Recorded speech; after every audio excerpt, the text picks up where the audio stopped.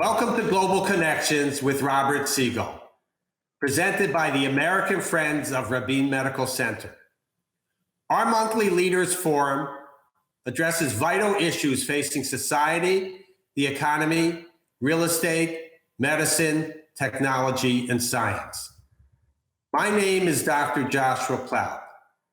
I'm the Executive Director of American Friends of Rabin Medical Center, AFRMC, a 501c3 national American charitable organization based in New York City.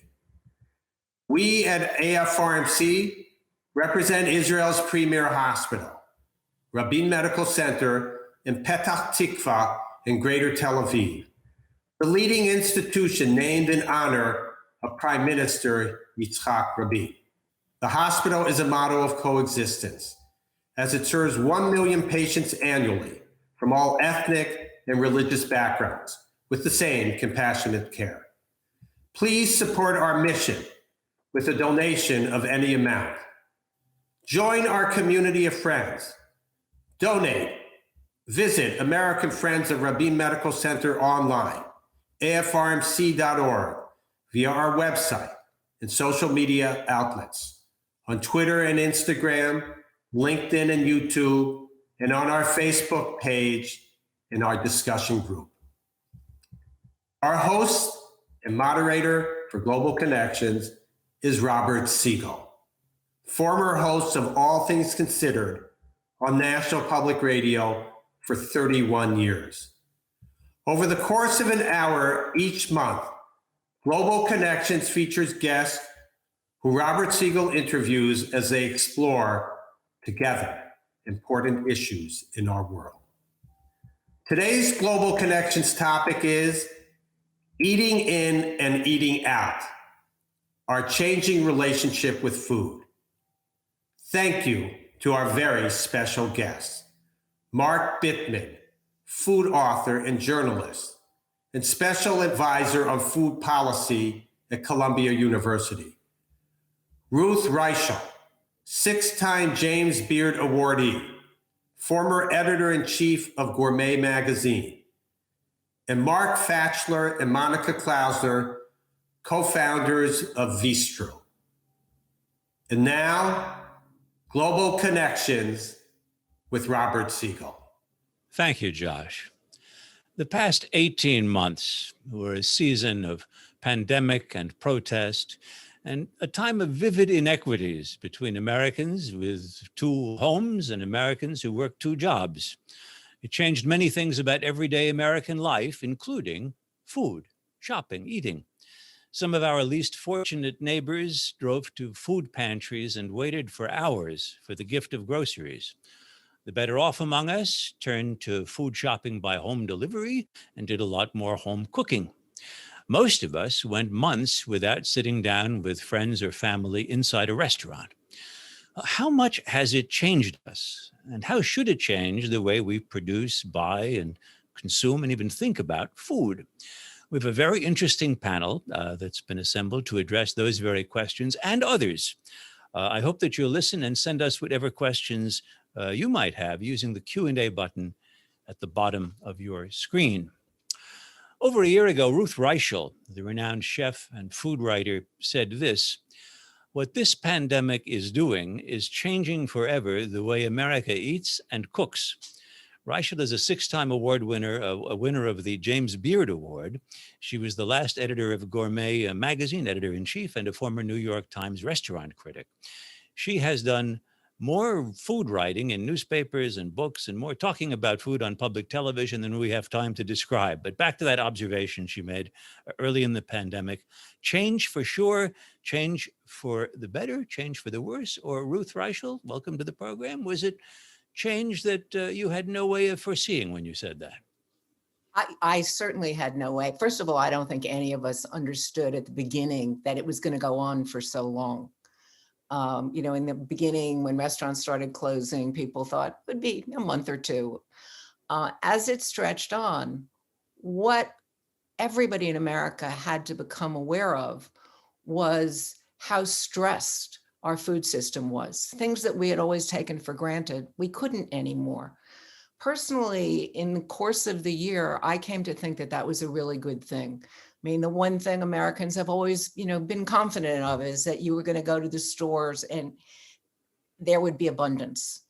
And suddenly, as we saw people, dairy people dumping their milk, and as we realized that fishermen we're really in trouble because 85% of the fish in America is eaten in restaurants, not at home. We saw supply chains really closing down, and we started to understand that, what has happened in this country pretty much since World War II is that we began to privilege efficiency over absolutely everything else. We essentially turned our farms and our entire food system into factories. And it gave us the cheapest food in the world. But in a time of crisis, we began to see what a bad idea that really is. And I think it was a wake-up call for all of us. But you're not just talking about our individual attitudes, nor even merely about business behavior, but national policy, in effect, and encourages the very stressed system you've just described. Well, I mean, as I started to look at this, and as I was talking to farmers and fishermen, I mean, I've been working on a documentary about this. And what I came to understand is that American policy, our foreign policy, our home policy has been based on having the cheapest food in the world. At the end of World War II and the Cold War, our government decided that the best way to fight communism was to have the cheapest food. And we do. I mean, Americans spend less as a percentage of their income than any other country in the world or at any other time in history. But the consequences of that have been dire. And, they impact our health, they impact the environment, they impact the air. We now have 6 in 10 Americans have some kind of disease, and most of that is food related. And you've also said that it's clear, it was made clear during the year of the pandemic, that the business model of the American restaurant is not sustainable. What do you mean by that, and how should the model change to make it sustainable? I will tell you that Marcus Samuelsson, the chef, said to me, it took 25 years to build this up. It took 10 days to break it down.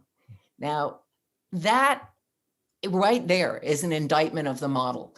If you have a successful business that cannot survive 10 days of closure, there's something really wrong with it. And what we all came to see in the moment of this pandemic was how really stressed American restaurants are. The margins are tiny. The pay is ridiculous. I mean, we have this ludicrous model, this tipping model, where 47 states have a sub-minimum wage. In some cases, it's as low as $2.13 an hour. So that of the 6 million people who were restaurant workers who were thrown out of work, a lot of those people did not earn enough money to get unemployment because they relied on tips. That's not a model. A model where the customers are paying the salaries of the workers makes no sense.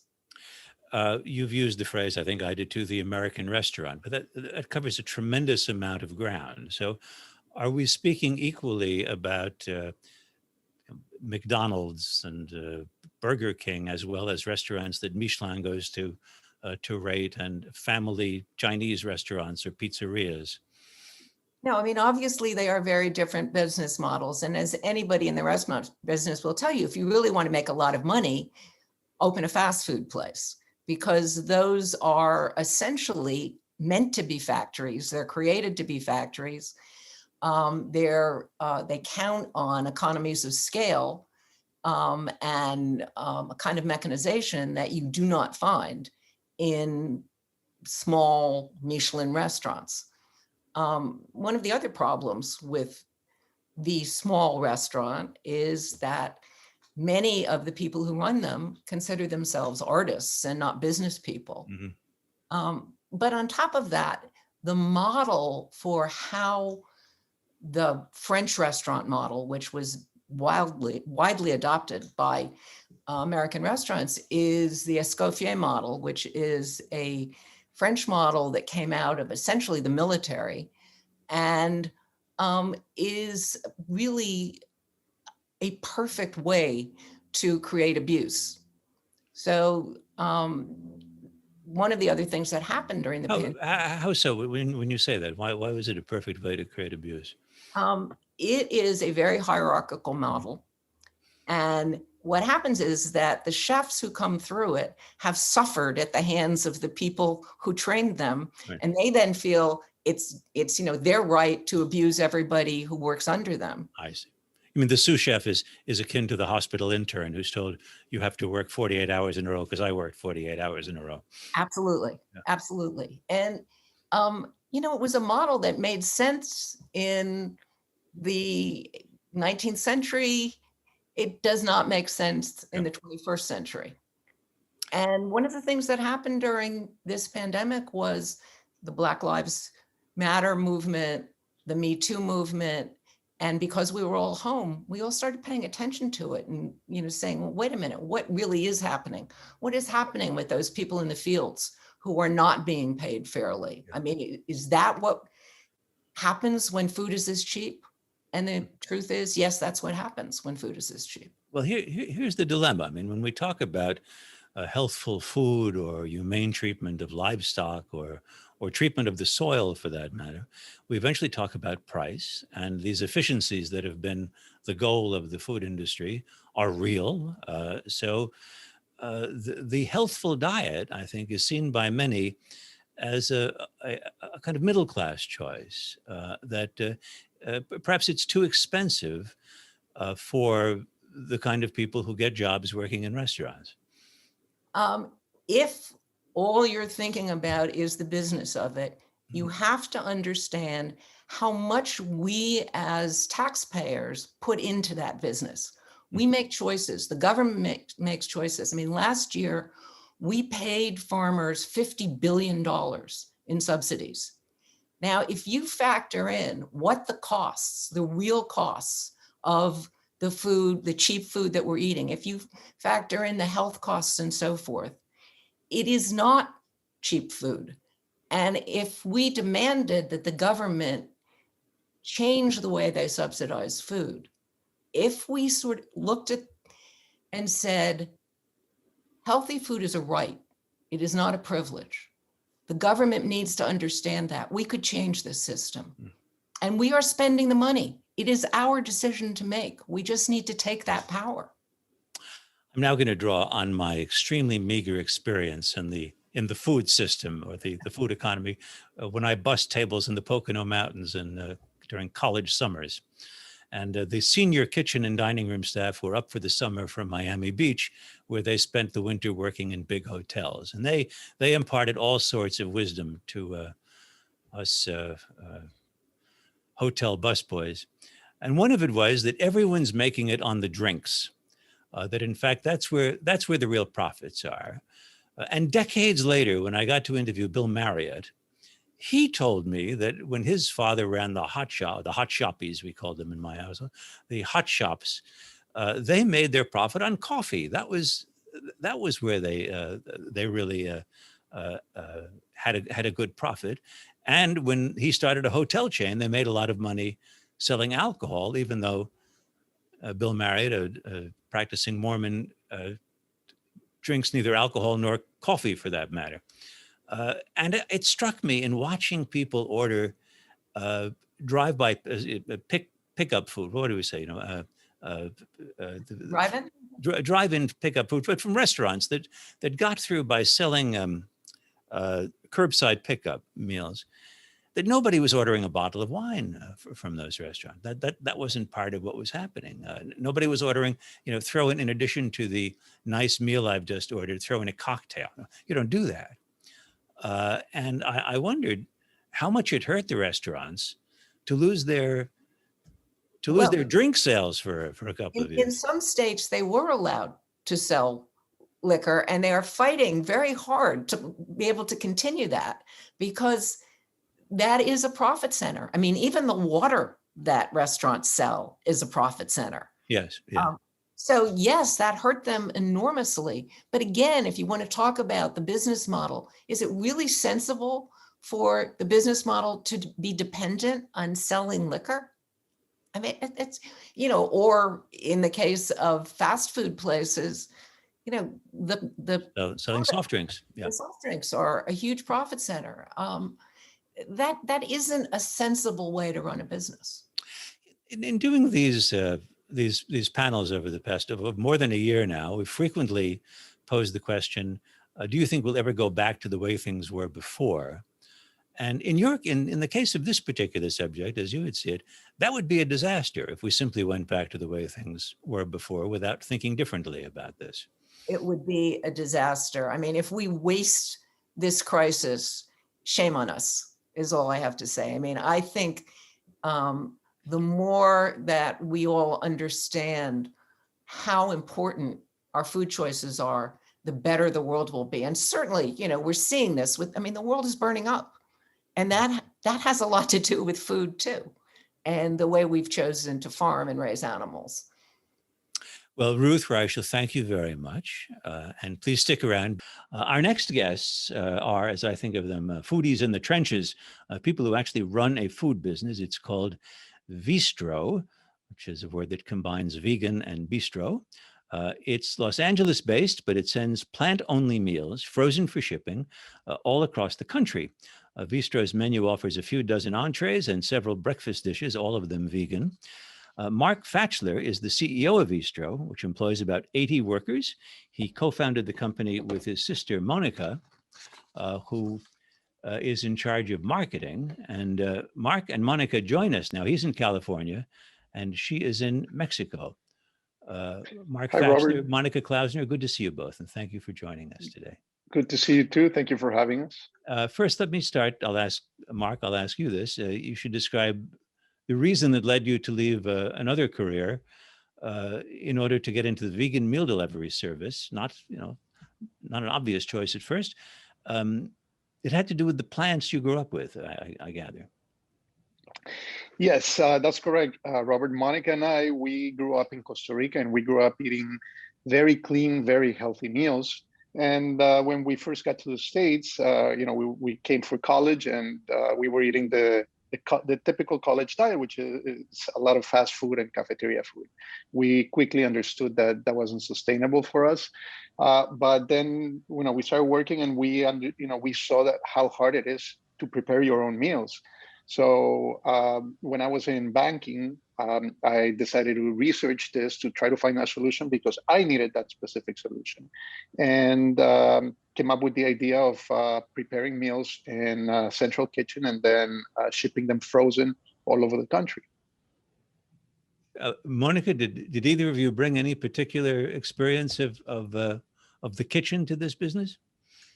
No, actually, Mark and I don't have much experience in the kitchen. Mark is the logistics and finance guru in our business, and I'm more of a consumer marketer. So thankfully, we were fortunate enough to hire just an amazing vegan chef from the beginning. Well, we would assume that a company that is delivering meals to people would have had, if not a good pandemic, would fare pretty well, given what people's options were. Was the past year an especially good year in terms of the company's growth? Whichever one of you wants to handle that. So during the pandemic, we did see an uptick, especially in the beginning, the first few months. There was a little bit of chaos, and it was for some people, it was hard to find food. So, people were just trying to, find food wherever they could. After a while, when things leveled off a little bit, people started looking for healthier options, which we fall into that category, being 100% plant-based, and the delivery issue. There were shortages of certain products all over the country, but because we have a central kitchen in California and we ship from here through all over the country, then people were able to get some of those ingredients and some meals containing those ingredients throughout the whole year. Can you recall for us a particular shortage that was very worrisome and that took some solving? Yeah, well, we saw shortages of everything, from lettuce. Most of the shortages were for animal products, but we did see some, and especially because of logistics issues with produce. Down the road, we started seeing a lot of issues with dry ice supply, which we use to ship our packages. Corrugated boxes, were in shortage also. It was very difficult to keep the business running throughout the year because every week we had a new fire to put out. Monica, you're the chief financial officer of a company with about 80 employees. Were you able to keep those 80 employees working? How did they experience the year of the pandemic? We were fortunate enough that we were able to keep all of our employees working. Because we saw an uptake at the beginning of the pandemic, we were able to hire some more people. Eventually, what happened was we saw a little bit of a difficulty in hiring because people were receiving their unemployment checks that were very comfortable. So they didn't necessarily want to get back to work. I think a lot of companies saw the same issue. But we were very fortunate to be able to keep all of our employees working throughout the last 18 months. I want to ask the two of you about, first, this aspect. This is food that is vegan and frozen. Does the mix of vegan and frozen work, or are people who are inclined to eat vegan disinclined to eat frozen food? That's a great question. I think people are changing their perception of frozen food probably in the last year, but if not, maybe in the last 2 years. Frozen food is actually a great alternative to fresh food when you can't get a hold of fresh food, mainly because you're stopping the clock on the decay of the nutrients once you freeze it at its peak. So you're able to enjoy a nutritious meal that's been frozen for a couple of days or for a week or so. You're able to enjoy the nutrition of it much better than perhaps some produce that's been sitting on the shelf for 5 days. And if I order a meal from you, Mark, do I know that it will not have been sitting on a shelf back at Veestro for 5 days? It isn't. So we produce our meals and we want to get into the customer as soon as possible. So we hold very little inventory. So from the moment the meal's created and frozen to when you get it at home, it's usually anywhere from 3 to 5 days. I noticed I think on the website for Veestro, the very clearly displayed word tastiness, that the food is tasty. What are the challenges of plant-only tastiness? It's actually quite difficult to make plant-based food at home and make it delicious. And it's mostly because we're so used to having one big piece of meat in our plate, and then everything else around it is sort of an afterthought. So the standard American diet is mainly made up of one big piece of steak or chicken or pork or whatever, and then perhaps 3 French fries and 2 pieces of broccoli that are more of an afterthought. When you remove the largest piece of the plate and you have to replace it with a lot of different ingredients, sometimes it's a little challenging to make it tasty. So the reason that we really talk about how delicious our food is because our chef is really an expert at working with spices, lots of different spices that are not as common, and making the food really delicious without using a significant amount of salt or sugar. I noticed on the online menu that a typical meal, which I assume is for one, these are Correct. portions for one, goes for $8 to $9, although there are subscription plans and discounts.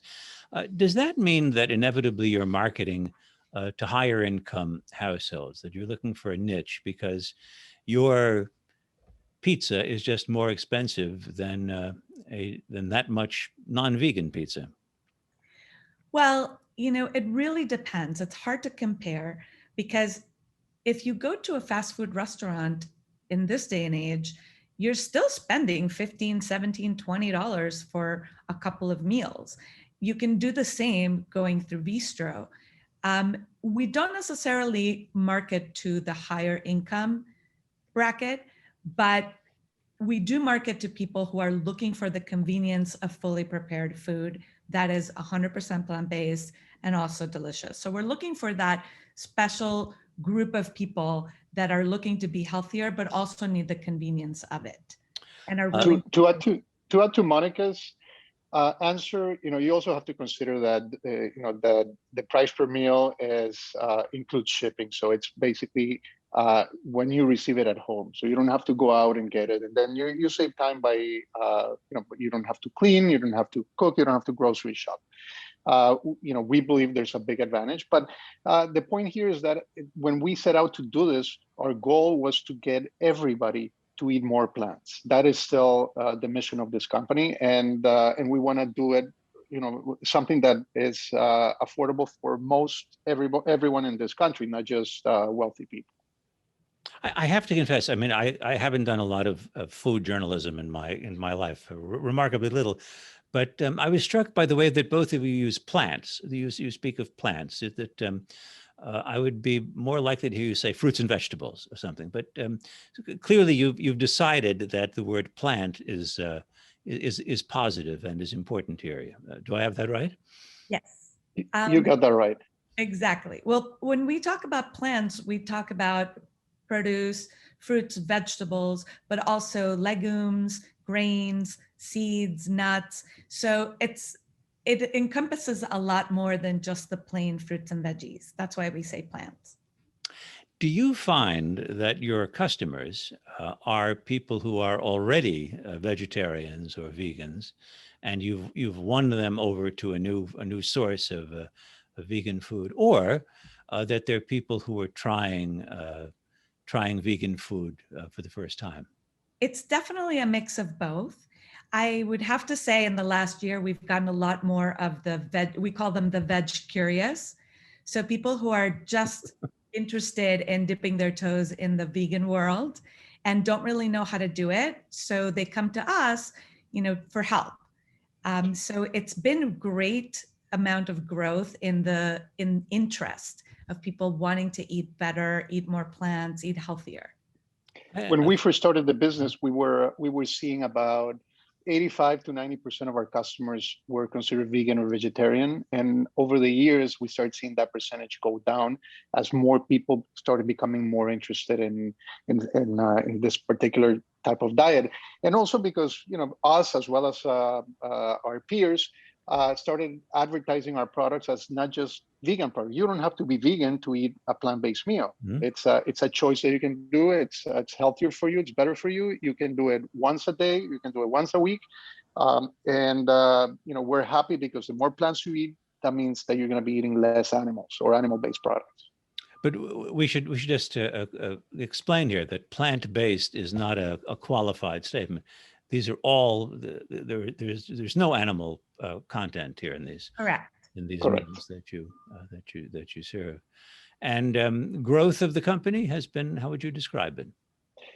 Growth, we've seen growth since we started. We see, on average, we saw about 70% growth per year. Last year was a little bit of an outlier. We reached almost 120% growth. But we've seen consistent growth as more and more people, started getting more motivated to eat cleaner, to eat healthier, more sustainable.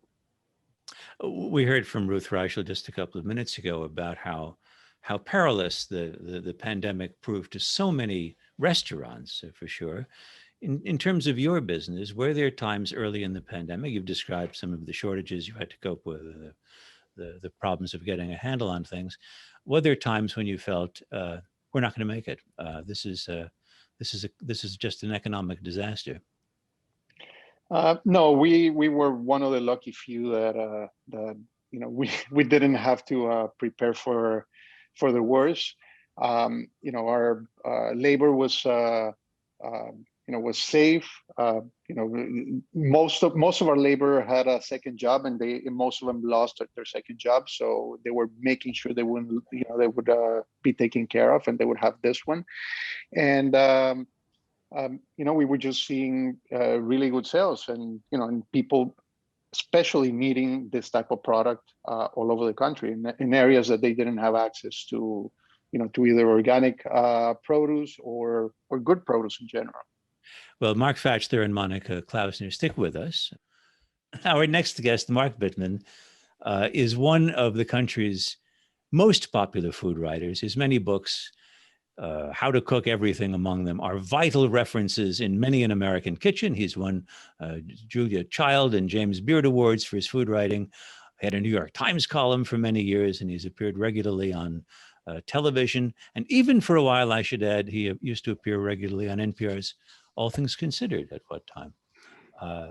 Mark, welcome. We're here to hear mostly about your new book, Animal Vegetable Junk, which pretty much says it all. This is not a compilation of junk food recipes, rather, which would be quite a book, but a critique. I'm sure it's been done too. Sure it has. Your work is a critique of the food system that's evolved over many centuries. And in it, you write this. You write, it's most accurate to think of industrial agriculture as a form of mining, extracting soil, water, elements, fossil fuel, and more, rapidly using riches that developed over eons. And as such, it's easy to see how it can't last, how to use contemporary language. It's not sustainable. It can't endure. It's having a good run. So my question is, how will it cease to be sustainable? Will we have global famines? Will global warming kill off crops? What is the disaster you feel we're in a collision course with? Well, I don't know that we're on a collision course any more than we're on a collision course to not be able to go anywhere because we run out of fossil fuels. But what we do know is that in 100, 150 years, we've used more resources than have been created by nature in the last several million. And that's true of soil. It's true of resources like phosphorus, potassium. It's true of fossil fuel, obviously.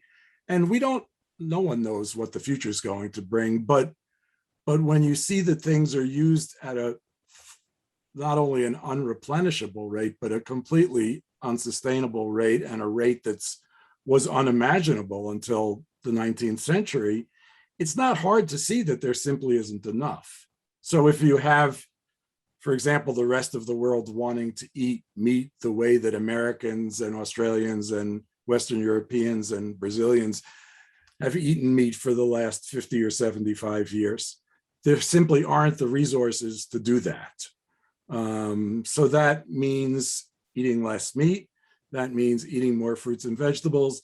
That means paying more attention to doing agriculture that can endure, that can be sustainable, and so on.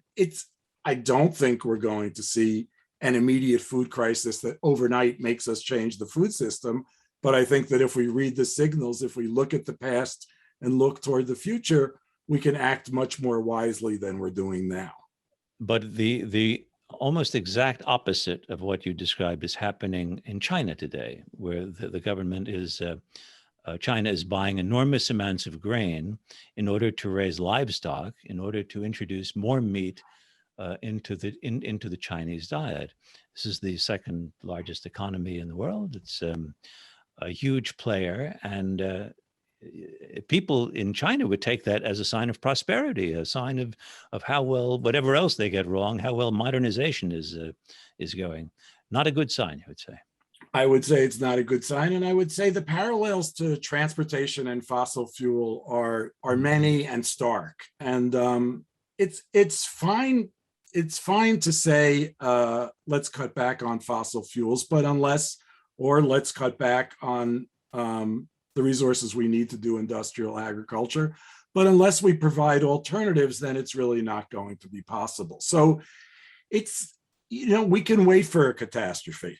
And undoubtedly there will be one, whether it's in the form of global warming or climate crisis or lack of food or lack of resources to produce food.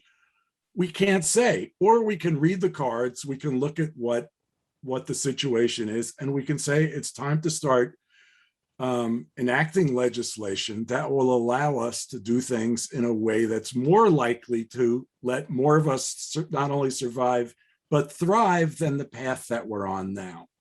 What kind of legislation would that be? I mean, what kind of legislation would lead us in that direction? I mean, in the long run, we need legislation that's going to support good agriculture instead of supporting bad agriculture, agriculture that produces food that's unhealthy. So if you have subsidies for a form of agriculture that's causing a public health crisis, and more people die each year from diet-related chronic disease than died from COVID at its height, and will continue to die from diet-related chronic disease because we support a form of agriculture that encourages the production of junk food. In the long run, we need to support a kind of agriculture that's going to produce healthy food sustainably for everybody. That's not going to happen next week. I understand that.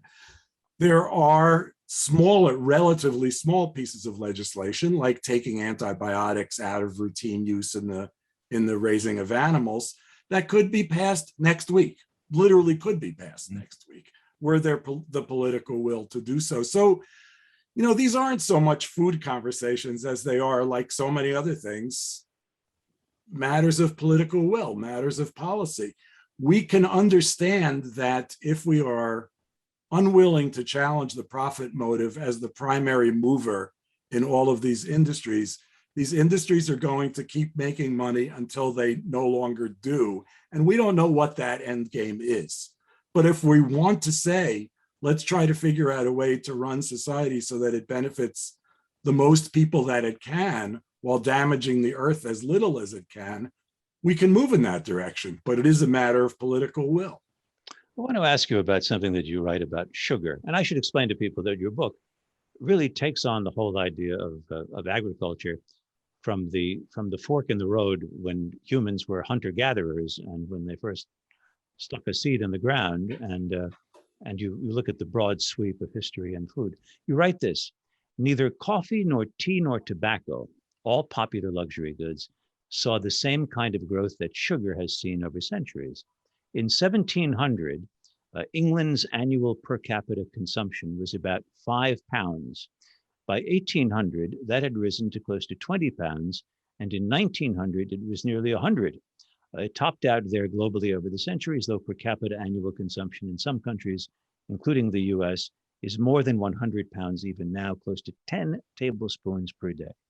So a couple of things struck me. First, the numbers are a lot. I mean, it's huge. But the second thing that struck me was the English, the Victorians, as clever as they were, didn't invent the Tony the Tiger commercial for Frosted Flakes. So it wasn't all a Herbert Marcuse demand that's been created by people that's somehow inauthentic.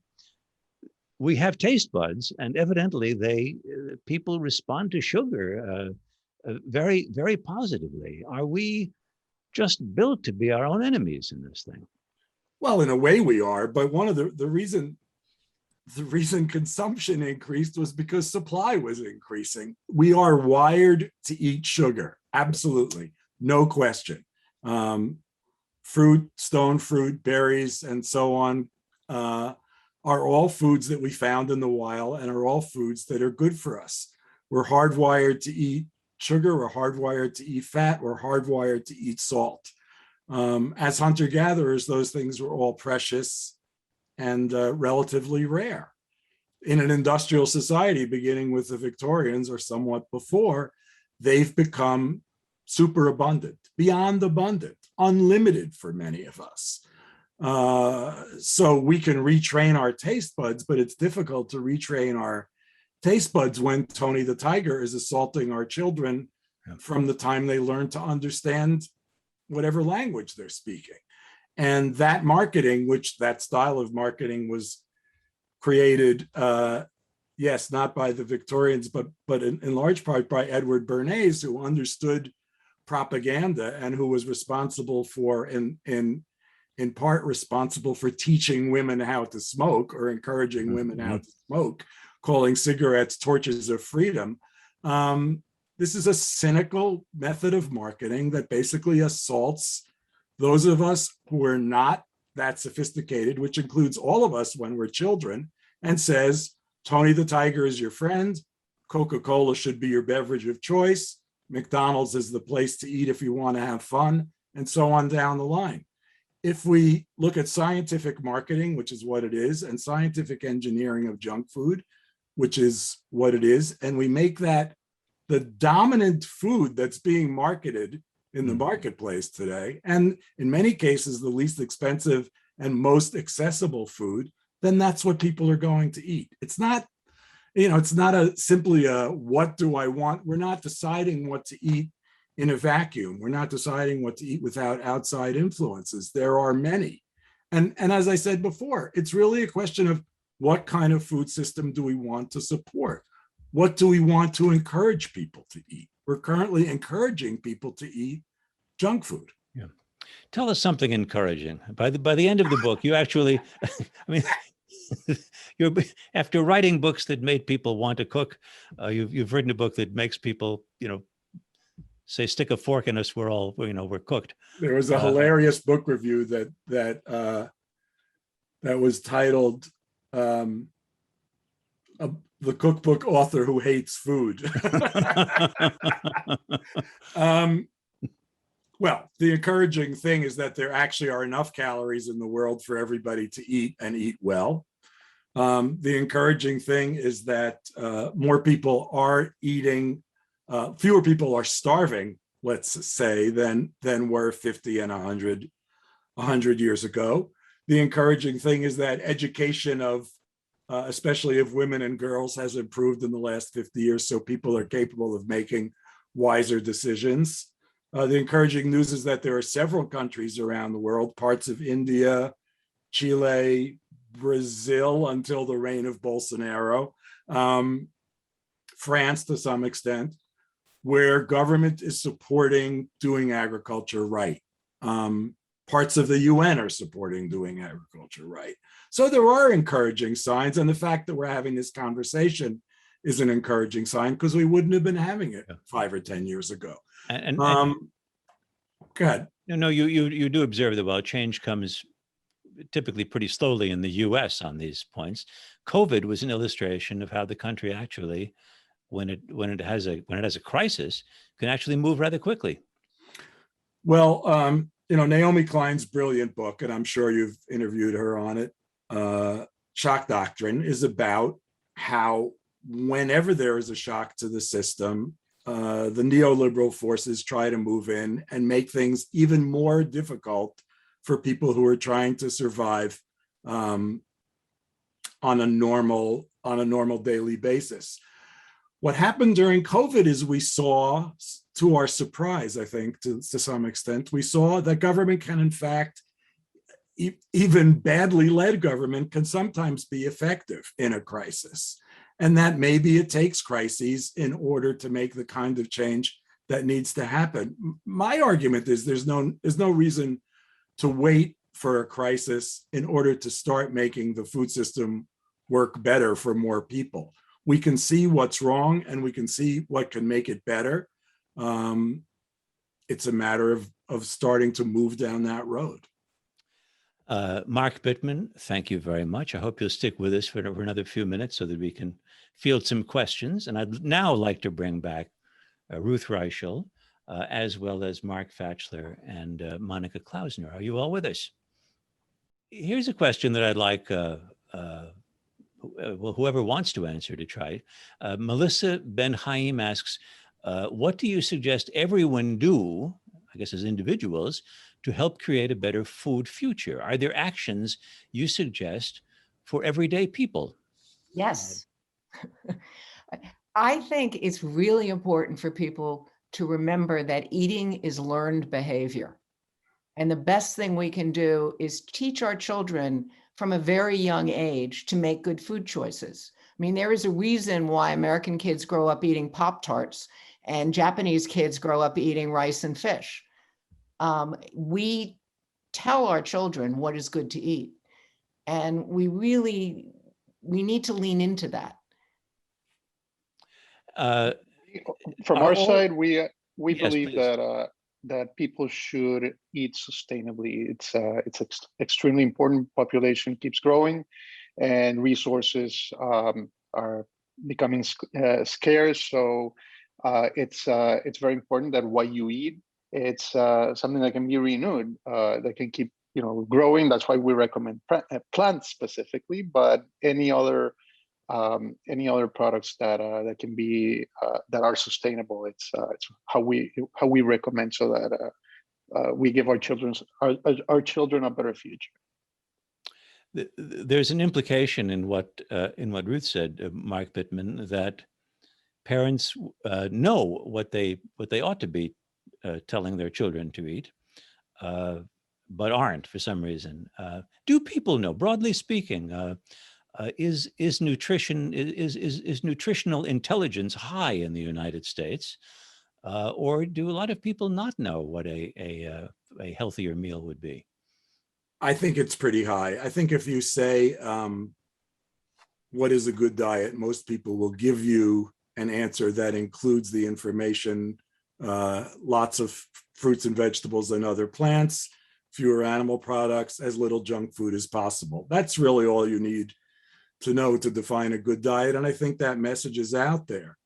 The reality is that 60%, the majority of calories that are available in the marketplace right now, are junk food, are ultra processed products. And all you have to do is imagine what a supermarket looks like, and you can see the truth of that statement. So parents, even well-intentioned parents with money, are fighting a system that is really, in which the deck is stacked, that's really encouraging the consumption of junk food from birth till death. So as I said, it's not simply a matter of choice. Choice is involved, of course, but it's a matter of accessibility and affordability.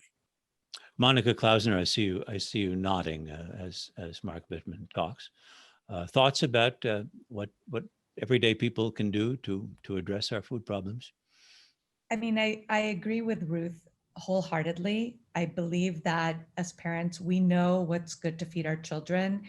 I think sometimes what happens is that life gets in the way and convenience, takes center stage, or our children are asking for things that they've seen on TV or that they've seen their friends have in their lunch boxes, Lunchables, cereal, whatnot. And it makes it easy. It's an easier decision to feed the kids things that are easily accessible, as opposed to having to make a full meal out of plants, which would be the right choice, not the easy choice. Yes, they don't call it fast food for nothing. Life is busy. Here's a question: what is the best way to address feeding the hungry in America? Ruth Reichel. The wonderful Ricardo Salvador has a great idea that we should think of food the way we think of utilities. And that right now, I think stupidly, depend on philanthropy. So we depend on rich people to make sure that poor people have enough food. That should not be the case. We should consider this a government function. And, I think if there's one really important thing we can do is to work towards that. I mean, it's wonderful that Jose Andres is doing this amazing world feeding project, but the notion that we need a Jose to do that when our government should be doing that. We need to say that we will make it our business to make sure that nobody in our country goes hungry. I mean, For those who aren't familiar, Jose Andres is a Washington, D.C. based chef. As he likes to say, he was twice an immigrant, once from one part of Spain to another, to Barcelona, and then to America, and a great supporter of immigrant rights, as well as a terrific chef, and owns several wonderful restaurants. Other thoughts about feeding the hungry? Mark Bittman, do you have any? I mean, I think I agree totally with everything Ruth said, and really she summed it up perfectly. I think the analogy to public transportation, to transportation in general, is apt here. And it's fine to say cut back on fossil fuel use, but it's really hard not to drive a car if the public transportation system is inadequate. So we think of public transportation as a utility, and those of us who want to see a better future think of it as an underfunded utility.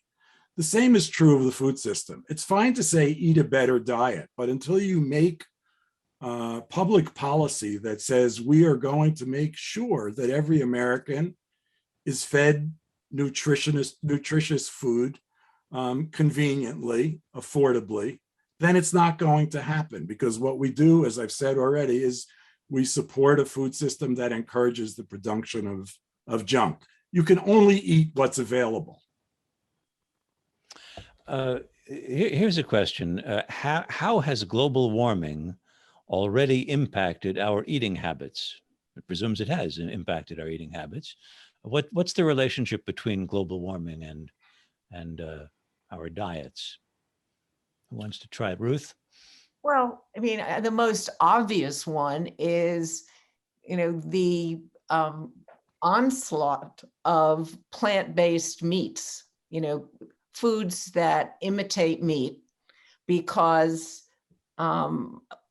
everybody is looking at the meat industry and saying, this is a real cause of greenhouse gases and we need to do better. And billions of dollars are going into that sector right now. I mean, even all the big meat companies are putting money into, the plant-based meat companies. So, I mean, I think that's the most obvious one. Yeah. Mark, Fachler, you have, I saw you have chicken croquets on the plant-based menu. So that's an imitation meat food, yes? Correct. Yeah. So we want to make it easier for people to eat plants, and some people, for some people, it's easy to eat a typical vegan meal that's they're used to something like that. But for somebody that's never eaten a plant-based meal, we want to make it easier for them to see something that they can relate to, something that looks very similar to something that they already ate and tastes similar. So we use plant-based meats, chicken, beef. We also use plant-based cheeses and plant-based milks, and all of that, like Ruth said, are great ways to combat climate change. For some of them, I personally have an issue with almond milk because of the amount of water that it needs to grow. But there's other types of plant-based milks that are much more sustainable, like oat milk, for example. But this link, and Mark Bittman, I wish that I had the page of your book handy right now, but the link between livestock, and mostly beef, and also cows, dairy cows as well. Methane coming from livestock, it actually is more than what some of the biggest energy companies in the world are emitting in the way of greenhouse gases. I mean, to go back to that original question, which was how's climate change affecting agriculture? It is, of course, affecting agriculture, but with all due respect, it's the backwards question. The real question is how's agriculture affecting climate change? And even a conservative estimate will say that industrial agriculture is responsible for about 1/3 of all greenhouse gases, and animal products for at least 1/3 of that. So animal products in the 10 to 20% range of all greenhouse gas generation, and agriculture in general, double that. These are great places to cut back on greenhouse gas generation, and especially, as you pointed out, the industrial production of animals, which generates a lot of methane being 8 or 10 times more potent a greenhouse gas than carbon dioxide. So sane agriculture isn't only about producing better food, although it's in part about that. It's also about reducing greenhouse gases and the climate crisis. I know you're going to have to run in a moment. I just want you perhaps to wrap things up by defining agroecology, a word that you use in your book. Thank you, Robert. I mean, it's a mashup of agriculture and ecology. And I think the question becomes agriculture meaning the growing of crops, in this particular instance, the growing of food, and ecology, less easy to define, but a way of looking at the world that understands that everything in the world is interdependent. And that's a high level concept, but if you start to think, how do we do agriculture for the long run? How do we do agriculture that takes into account not only treating the earth well, not only providing nutritious food, but treating agricultural workers well, treating the land well, treating humans well in general? That's really the long-term view of agroecology. Mark Bittman, thank you very much for joining us today. Mark's book is Animal Mineral Junk. Ruth Reichel, thank you very much for taking time to be with us today. And Monica Klausner and Mark Fachler, thanks to you as well. It's been, for me, a very, very interesting panel. So thanks to all of you. Also, many thanks to Joshua Plout, Nate Bonzani, and Roni Giuliano from American Friends of Rabin Medical Center. And thanks to our technical director, Bobby Grandone. Our program sponsor is the American Friends of Rabin Medical Center. The AFRMC is a 501c3 national charitable organization. It represents, in the US, Israel's largest hospital, Rabin Medical Center in Petach Tikva in Greater Tel Aviv. The website for the American Friends is www.afrmc.org. Join us next month for 9/11, How 9/11 Changed Us, with special guests Larry Silverstein, the chairman of Silverstein Properties, Alice Greenwald, who's president and CEO of the National September 11th Memorial and Museum of History, and Eben Osnos, Pulitzer Prize-winning writer for The New Yorker and senior fellow at the Brookings Institution. I'm Robert Siegel, and this has been Global Connections, navigating the new normal. See you next month. Stay healthy and stay safe.